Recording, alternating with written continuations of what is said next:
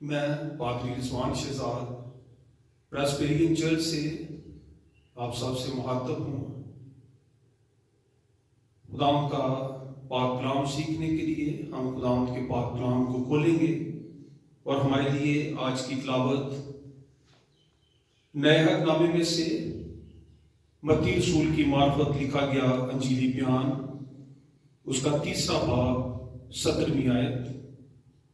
خداوند کے پاک کلام میں جو لکھا ہے، اور دیکھو آسمان سے یہ آواز آئی کہ یہ میرا پیارا بیٹا ہے جس سے میں خوش ہوں۔ خداوند کے پاک کلام کے پڑھے اور سنے جانے پر اس کی برکت ہو، آمین۔ خداوند یسوع مسیح کے بارے میں خدا باپ کی یہ آواز کہ یہ میرا پیارا بیٹا ہے جس سے میں خوش ہوں، یہ الفاظ خدا باپ کے اپنے بیٹے اور ہمارے خداوند یسوع مسیح کے لیے۔ لیکن جب ہم یسوع کی زمینی زندگی کو دیکھتے ہیں تو لوگوں کے نظریات یا لوگوں کے خیالات یسوع کے بارے میں ایسے نہیں تھے جس طرح کے خیالات خدا باپ کے اپنے بیٹے کے لیے۔ مثال کے طور پر جب ہم یوحنا کی انجیل اس کا 10واں باب اس کی 20ویں آیت پڑھتے ہیں تو وہاں پر ہم دیکھتے ہیں کہ لوگوں نے یسوع کے لیے جو الفاظ استعمال کیے وہ اچھے نہیں تھے۔ یسوع کو دیوانہ کہا گیا، پھر یہ بھی کہا گیا کہ یسوع میں بدروح ہے۔ جب یوحنا کی انجیل اس کا 10واں باب اس کی 20ویں آیت پڑھتے ہیں تو وہاں پر کلام میں لکھا ہے، تو کہنے لگے کہ اس میں بد روح ہے اور وہ دیوانہ ہے، تم اس کی کیوں سنتے ہو؟ جب بہت سارا ہجوم، بہت ساری بھیڑ یسوع سے تعلیم پاتی تو وہاں پر بہت سارے علماء، بڑے بڑے معلم جو اپنے آپ کو مذہبی سمجھتے تھے، وہ یسوع کے لیے اچھے خیالات کا اظہار نہیں کرتے، بلکہ وہ یسوع کے لیے کہتے ہیں کہ یہ تو دیوانہ ہے، اس میں اچھی روح نہیں بلکہ بد روح ہے، اور تم اس کی کیوں سنتے ہو؟ یسوع کو اس قابل وہ نہیں سمجھتے تھے کہ یسوع تعلیم دے سکتا ہے یا ہم یسوع سے ہم سیکھ سکتے ہیں۔ پھر جب ہم متی کی انجیل اس کا 13واں باب اس کی آیت نمبر 54 اور 55 پڑھتے ہیں تو یسوع کو اس دنیا میں خاندانی طور پر بھی گھٹیا سمجھا گیا، چونکہ یسوع ایک بڑھائی کا بیٹا تھا اور لوگ یسوع کو ایک طرح سے تانا دیتے تھے کہ یہ کسی بڑے آفیسر کا بیٹا نہیں ہے، یہ کسی پڑھے لکھے خاندان سے اس کا تعلق نہیں ہے، بلکہ خاندانی طور پر یہ ایک گھٹیا خاندان سے تعلق رکھتا ہے اور ایک بڑھائی کا بیٹا ہے۔ جب متی کی انجیل 13واں باب آیت نمبر 54 اور آیت نمبر 55 میں آپ کے سامنے پڑھوں گا، کلام میں لکھا ہے، اور اپنے وطن میں آ کر ان کے عبادت خانہ میں ان کو ایسی تعلیم دینے لگا کہ وہ حیران ہو کر کہنے لگے کہ اس میں حکمت اور موج سے کہاں سے ہے، کہاں سے آئے؟ کیا یہ بڑھائی کا بیٹا نہیں؟ اور اس کی ماں کا نام مریم اور اس کے بھائی یعقوب اور یوسف اور شمعون اور یہودا نہیں؟ چونکہ وہ یسوع کے خاندان کو جانتے اور وہ یسوع کو اچھی شخصیت سے نہیں جانتے تھے کہ یہ ایک بڑھائی کا بیٹا ہے، کم ترین لوگوں میں سے یسوع کو گنا جاتا۔ لیکن جب ہم خدا باپ کی بات کرتے ہیں تو خدا باپ کے نظریات ایسے نہیں تھے۔ خدا باپ یسوع کے بارے میں کہتا کہ یہ میرا پیارا بیٹا ہے جس سے میں خوش ہوں۔ اسی طرح جب ہم یوحنا کی انجیل اس کا 9واں باب اس کی 34ویں آیت پڑھتے ہیں تو کلام میں لکھا ہے، انہوں نے جواب میں اس سے کہا، تو بالکل گناہوں میں پیدا ہوا ہے، تو ہم کو کیا سکھاتا ہے؟ اب یسوع کو کیوں یہ تانا دیا گیا یا کمتر سمجھا گیا کہ تو ہمیں کیوں سکھاتا ہے، تو اس قابل نہیں۔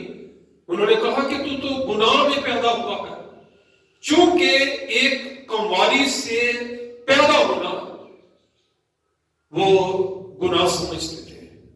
وہ اس بات کو، اس حقیقت کو نہیں جان پاتے یا جان پانے کی کوشش نہیں کرتے کہ وہ کنواری جو ہے وہ کسی جسمانی عمل سے نہیں یا کسی انسان کی کوشش سے نہیں، بلکہ وہ پاک روح سے حاملہ ہوئی۔ یسوع کی پیدائش اگرچہ کنواری سے، لیکن اس یسوع کی پیدائش پاک پیدائش ہے، پاکیزگی پر مبنی۔ مریم جو ہے وہ پاک دامن عورت تھی، وہ ایک راست باز عورت تھی، گناہ سے مبرہ، اس نے بدی نہیں کی تھی، بلکہ کلام کہتا ہے کہ وہ پاک روح کے وسیلے سے حاملہ ہوئی اور اس سے بیٹا پیدا ہوا۔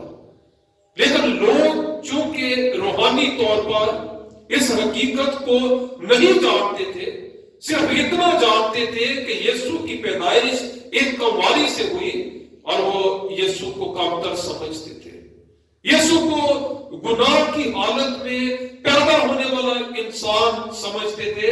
لیکن جب ہم خدا باپ کی بات کرتے ہیں، خدا باپ یسوع کے بارے میں کہتا کہ یہ میرا پیارا بیٹا ہے جس سے میں خوش ہوں۔ بہت دفعہ ہماری زندگیوں میں بھی شاید لوگ ہمیں اچھا نہیں سمجھتے، شاید لوگ ہمارے ایمان کو پورے طور پر نہ جانتے ہیں، ہم کس طرح کی زندگی بسر کر رہے ہیں۔ ہم خداوند کے ساتھ چلنے والے لوگ خداوند کے ڈر اور خوف میں زندگی بسر کر رہے ہوں، شاید بہت سارے لوگوں کے خیالات ہماری طرح ہمارے لیے بھی ایسے ہی ہوں۔ لیکن یاد رکھیے کہ جب دنیا نے یسوع کے بارے میں بھی اسے دیوانہ کہا گیا، اسے خاندانی طور پر کمتر سمجھا گیا، اس کی پیدائش کو تنقید کا نشانہ بنایا گیا، شاید آج بہت سارے لوگ ہمارے بارے میں بھی بہت ساری باتیں ایسے کرتے ہیں۔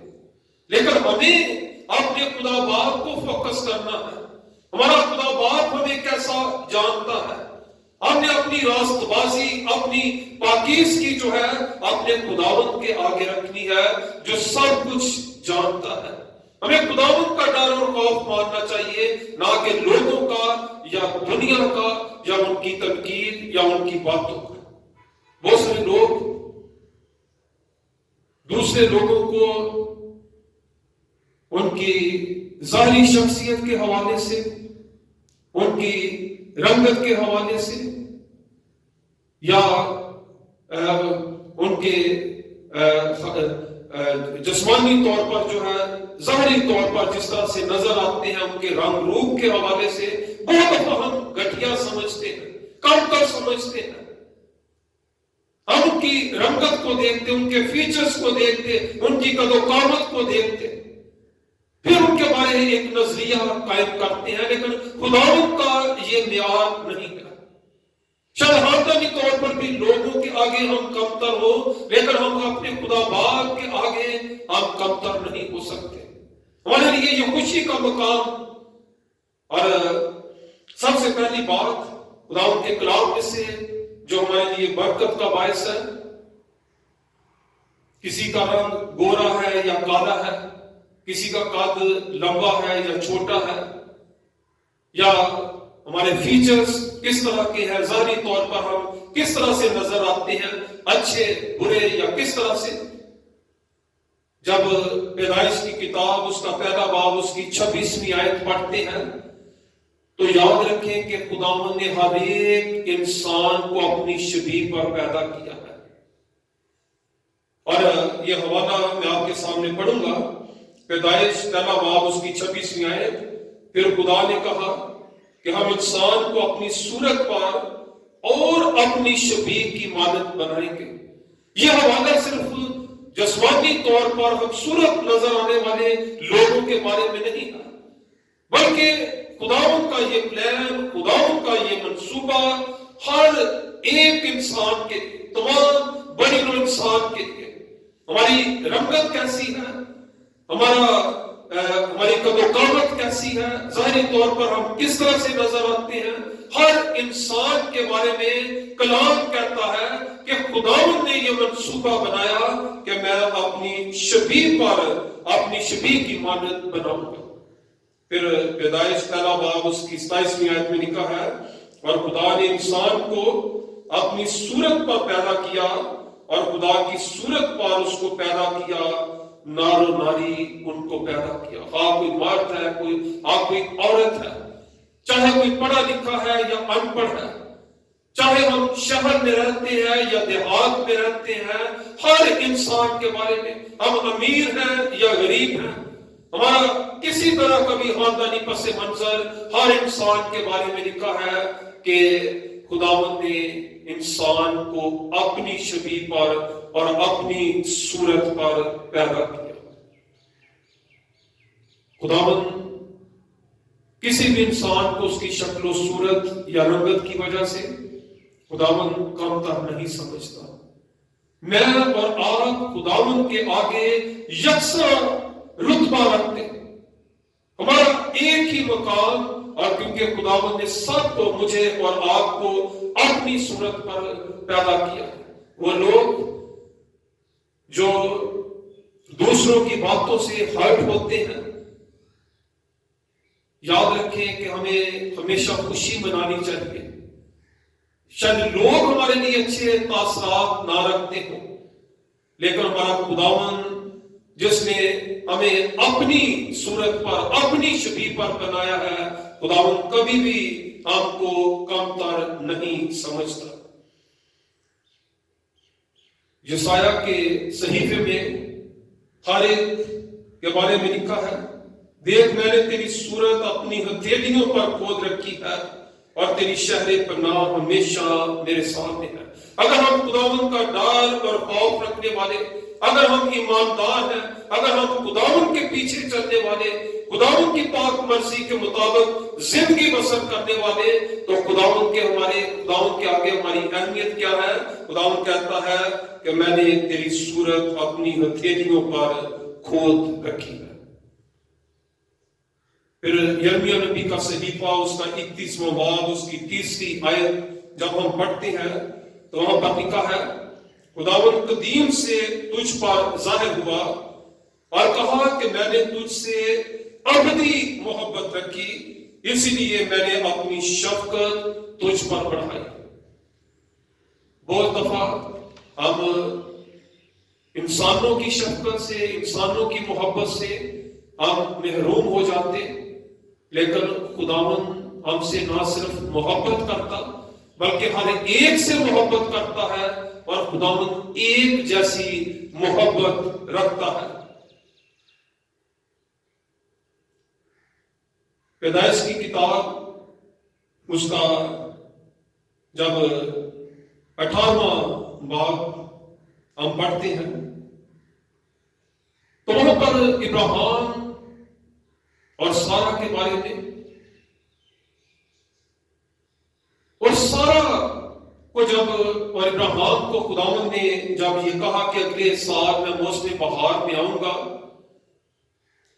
اور میں اپنے مقررہ وقت پر تجھے اولاد دوں گا، اپنے وعدے کو پورا کروں گا، تو سارہ نے جب پیچھے سن رہی تھی تو کلام کہتا ہے کہ وہ ہنس پڑی، اس کو یہ مذاق لگا، اس لیے کہ اس وقت ابراہیم اور سارہ اولاد پیدا کرنے کی صورت میں جسمانی طور پر جو ہے اس حالت میں نہیں تھے۔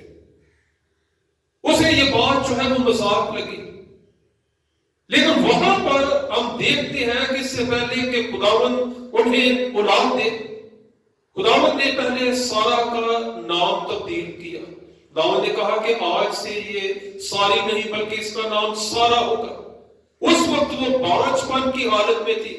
آج کے دور میں بانجھ پن کی حالت میں عورتوں کو کم تر سمجھا جاتا، بہت سارے غلط نظریات ان کے بارے میں قائم کیے جاتے، بہت دفعہ تانے دیے جاتے ہیں، بہت دفعہ انہیں ہرٹ کیا جاتا۔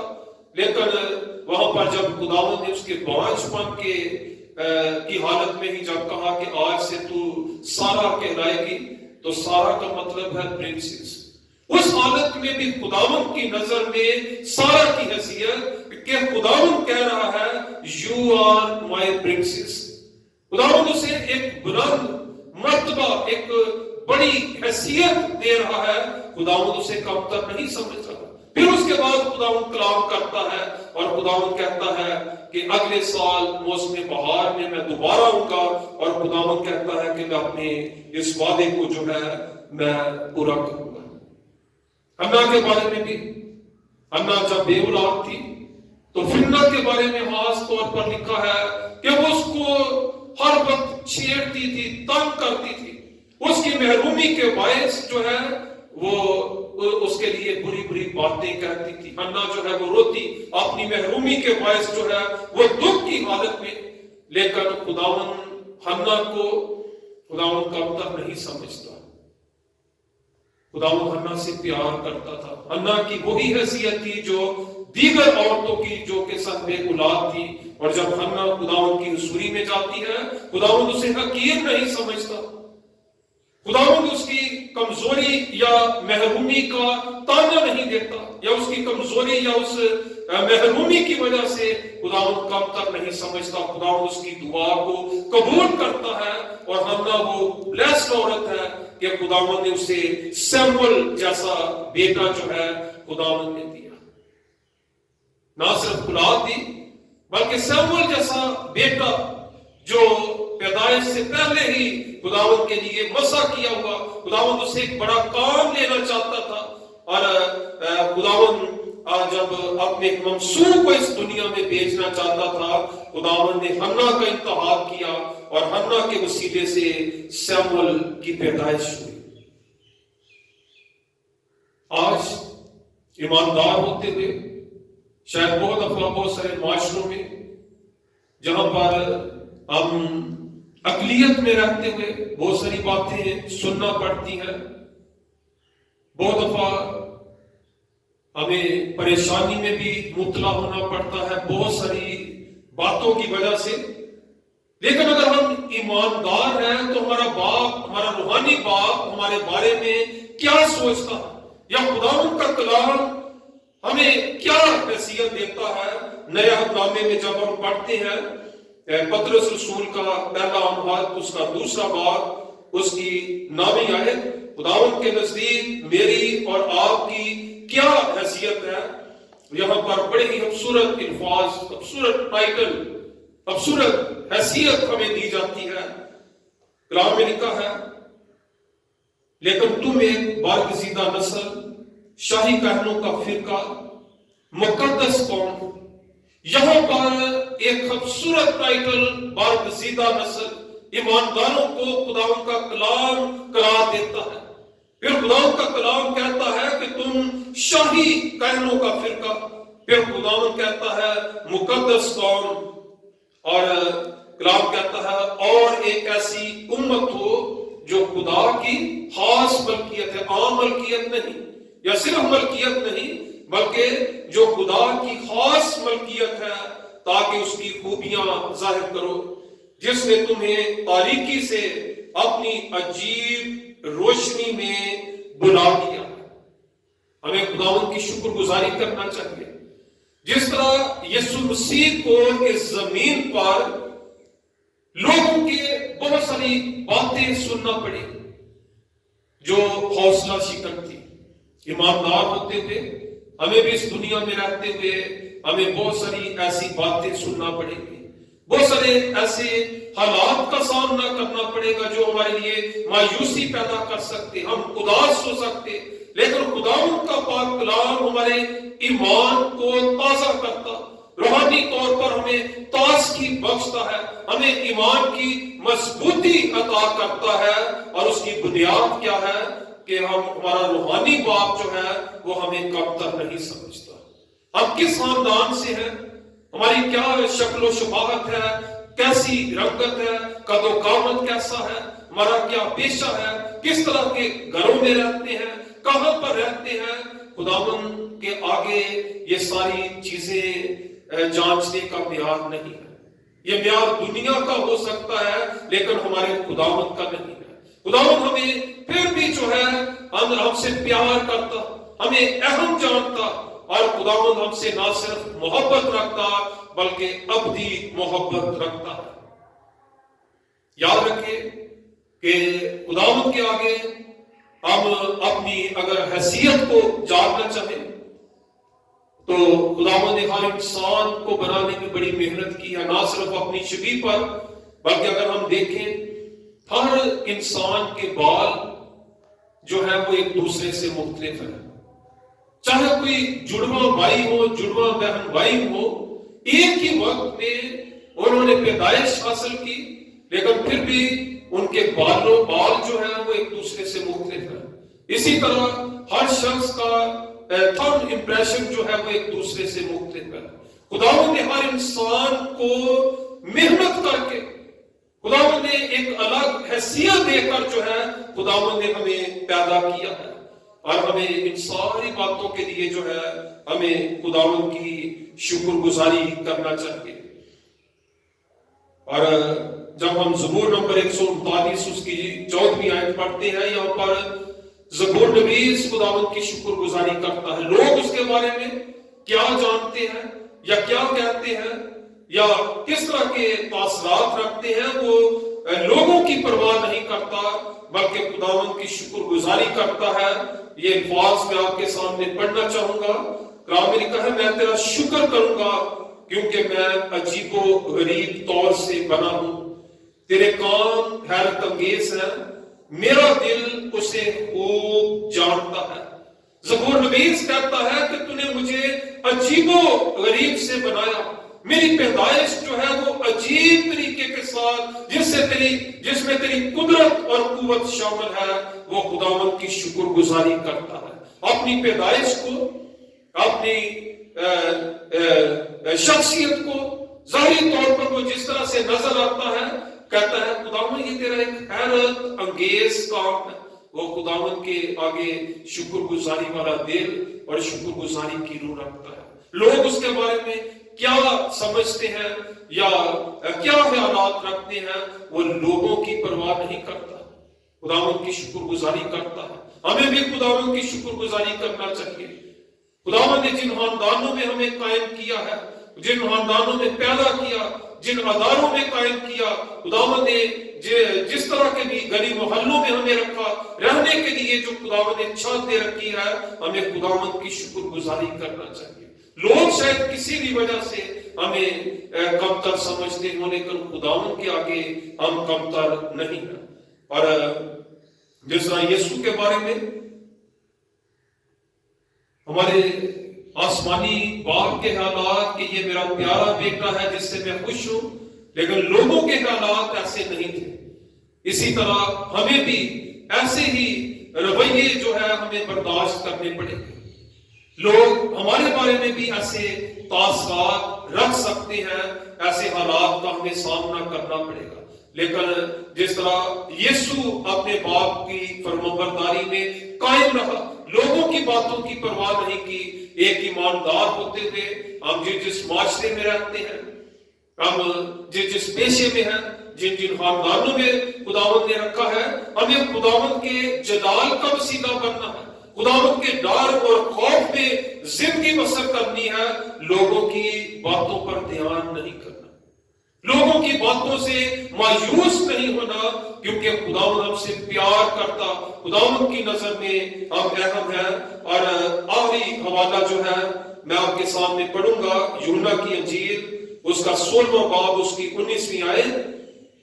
خداوند کے یہ ہمارے لیے الفاظ، اگر تم دنیا کے ہوتے تو دنیا اپنوں کو عزیز رکھتی، ये ईमानदारों के बारे में कलाम मुकद्दस फरमाता है कि अगर तुम दुनिया के होते तो दुनिया अपनों को अजीज रखती, लेकिन चूंकि तुम दुनिया के नहीं बल्कि यीशु कहता है मैंने तुमको दुनिया में से चुन लिया है, इस वास्ते दुनिया तुमसे अदावत रखती है। इसलिए हमें दुनिया की परवाह नहीं करनी। जब हमारे खुदावंद ने जो बादशाहों का बादशाह कुल कायनात का खालिक और मालिक है, हम कमजोरों को उसने चुन लिया और अपने लोग बना लिया, हमें खुदावंद की शुक्रगुजारी करनी चाहिए। खुदावंद जो हमसे मोहब्बत रखता, खुदावंद हमें अहम जानता है, हमें खुदावंद हमसे हमारे साथ वफादार रहता है, इन सारी बातों के लिए हमें खुदावंद की शुक्रगुजारी करना चाहिए। यीशु कहता है मैंने तुमको दुनिया में से चुन लिया है, इस वास्ते दुनिया तुमसे अदावत रखती है। क्योंकि हम दुनिया के नहीं, यीशु ने हमें बता दिया है कि दुनिया तुमसे अदावत रखेगी। जिसके हम हैं, जिस खुदावंद ने हमें चुन लिया, अपने लोग बना लिया, अपनी कौम में, अपनी कलीसिया में शामिल कर लिया। और हमारी तालीम का क्या म्यार है, हमारा रहन सहन का क्या म्यार है, हम किस पेशे से हैं, हमारी रंगत कैसी है, हमारा कदोकामत कैसा है, हमें दुनिया इन बातों को देखकर जो है वो हमारे बारे में गलत तासरात कायम कर सकती है, हमें मायूस कर सकती है। लेकिन हमें खुदावंद की शुक्रगुजारी करना चाहिए कि खुदावंद हमें हकीर नहीं जानता, खुदावंद के आगे हम अहम हैं, खुदावंद हमसे मोहब्बत करता, इसलिए हमें खुदावंद की सुननी चाहिए, खुदावंद के डर और खौफ में अपनी जिंदगी को बसर करना चाहिए। खुदावंद आज के पाक कलाम के वसीले से हमें बड़ी बरकत बख्शे। आमीन।